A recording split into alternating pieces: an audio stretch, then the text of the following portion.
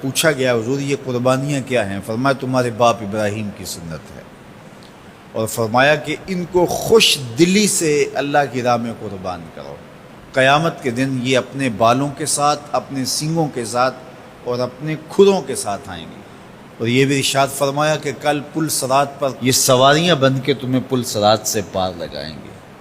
اور جب قربانی کے لیے کوئی شخص جانور خوش دلی کے ساتھ رضائے الہی کے حصول کے لیے ذبح کرتا ہے تو اس جانور کا خون زمین پر گرنے سے قبل یہ عمل قبول کر لیا جاتا ہے۔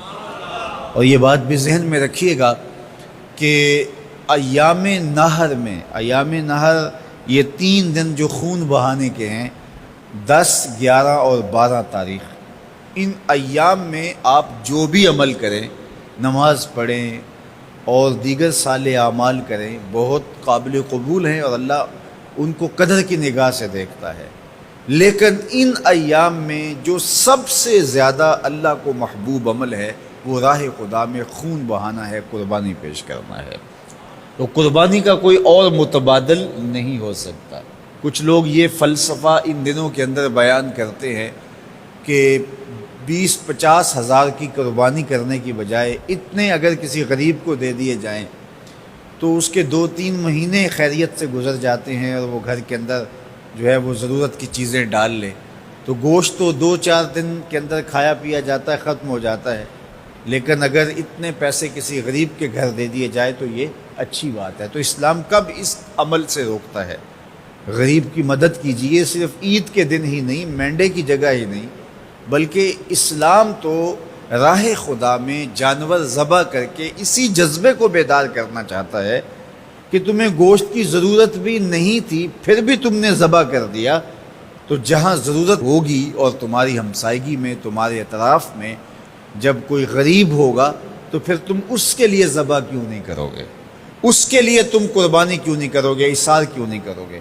یہاں تو پھر بھی ہم گوشت خود کھا لیتے ہیں یا غرباء میں بانٹ دیتے ہیں، لیکن منا کی وادی میں جہاں لاکھوں قربانیاں پیش کی جاتی ہیں وہاں تو جانور کاٹ کے اس کو ذبح کر کے بس چھوڑ دیا، اس کے گوشت سے غرض ہی نہیں ہوتی۔ زیادہ تر حجاج ایسے ہوتے ہیں جن کو یہ بتا دیا جاتا ہے کہ تمہاری قربانی کر دی گئی ہے، اور وہ فون کال کے انتظار میں یا حکومت وقت کی جانب سے دیے گئے وقت کے بعد حلق کروا دیتے ہیں۔